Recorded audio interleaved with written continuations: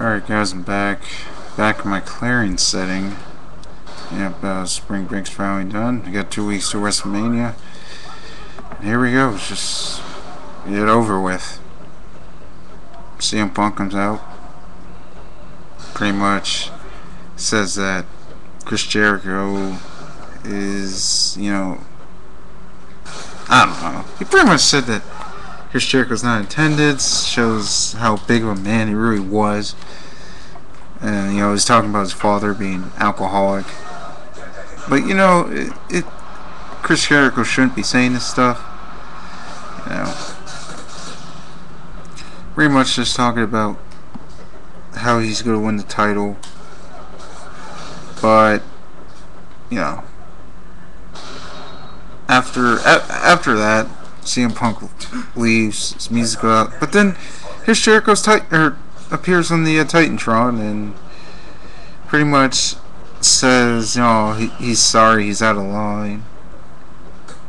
But hey, he starts talking about his sister being a drug addict, and Punk yells bullshit or something, and I'm gonna beat the shit out of you. It's a very good segment. I didn't really watch it, but I'll probably watch it here on YouTube. Watch a little bit better of this, because this one was the only one, because I missed the beginning, so I'm kind of blurry on this one. So Kane and the Big Show. But before we get to that, Cody Rhodes comes out, and here we go. There's another embarrassing segment. The Big Show. I thought it was pretty funny. And it just brings me back to the younger days where I used to watch wrestling with the Big Show. Brings me back. Good old memories. Ugh. Big Show really is terrible at WrestleMania. I never really realized it till Cody Rhodes. Thank you, Cody Rhodes, for giving us fans a history lesson. Especially PG or little 5-year-old kid fans. So, in about a minute, maybe 50 seconds-ish, Kane beats the Big Show. I thought this match was going to last at least 5 minutes.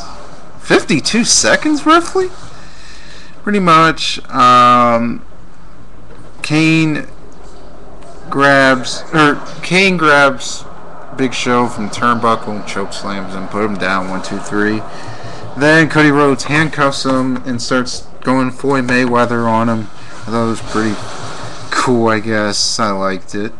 Cody Rhodes is drawing a lot of heat. So, Santino Marella and David Otunga get the flex. They're doing Hulk Hogan shit. Seeing who had the better body, and clearly David Otunga won that. I mean, he hangs out with Randy Orton enough times. All that oil. David Otunga just had the better physique. I'm sorry, Santino, but Carlton, David Otunga is going to be the world heavyweight champion by the end of this year because of John Laurinaitis. And, he's going to have an undefeated streak.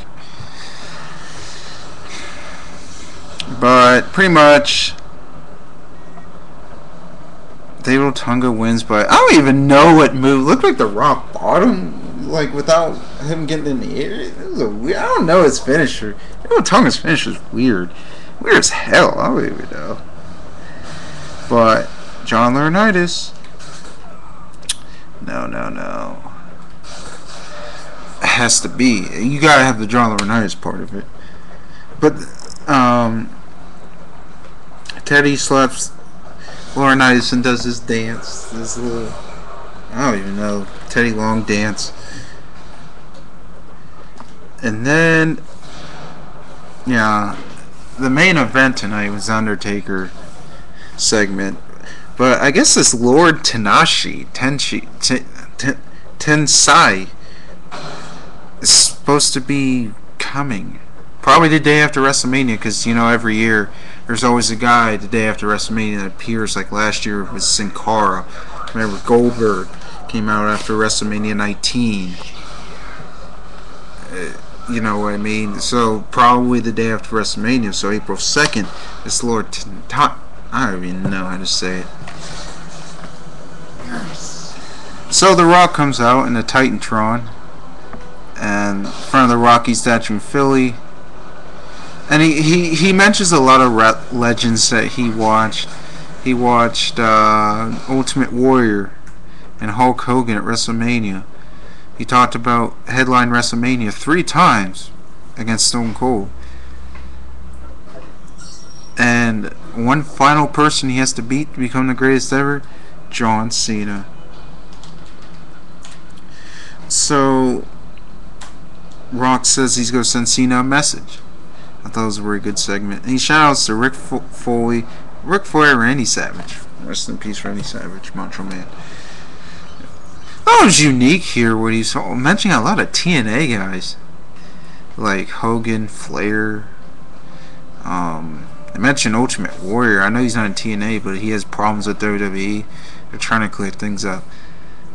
It's probably didn't say Chris Benoit or something. So next match is Daniel Bryan versus Zack Ryder. Pretty much, Daniel Bryan wins in about 2 minutes. All these matches were pretty short.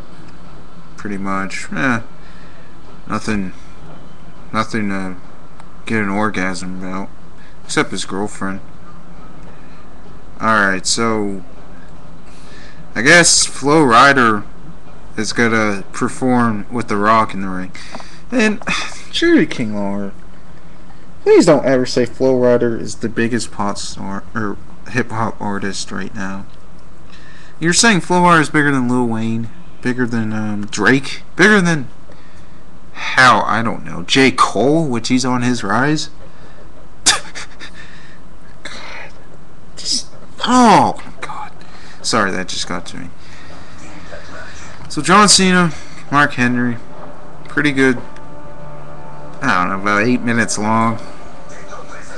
And Mark Henry gets FU'd or attitude adjustment from the PGR guys. 400 pounds, holy shit moment, sweet. But then The Rock comes out after the match and just picks up Mark Henry, does a rock bottom like nothing. So this pretty much shows that The Rock is stronger, or Cena, or it means that, hey, what you can do, I can do better.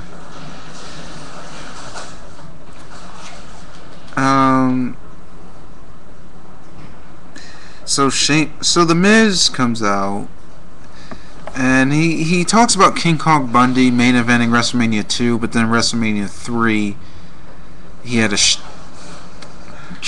joke match. I'm telling you, Brodus Clay, The Miz, WrestleMania. I'm telling you. So Sheamus comes out and challenges him. In about 3 minutes, Sheamus wins because, you know, Sheamus is going to go for the world title. Plus, Sheamus part of the Breakfast Club. So you know he's not going to lose. Okay, for you YWC guys. Randy Orton, your guys' favorite guy. So pretty much, Randy Orton, I'm going to attempt to do this interview. Josh Matthews asks, how are you going to beat Kane or something like that? Or how you plan on beating the monster? The real question is, how is the monster going to beat me?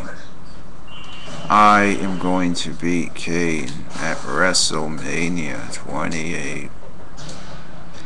My name is Randy Orton. Okay, that was pretty much it. So Vicky Guerrero introduces Team White, or Team Aryan. Thank you. And so they go against Team African of Kofi Kingston, R-Truth, and R-Truth and Kofi Kingston lost. But Ascana, though, beat the shit out of Vicky Guerrero, though, at the end. So Shawn Michaels comes out the ring. Oh, God. And he doesn't even get, like, much to say. You know, Shawn Michaels comes out. He and comes out and he starts talking for like a couple seconds. I can't remember what exactly he said. Then the Undertaker comes out, and then the Undertaker talks for like 10 seconds. And all of a sudden,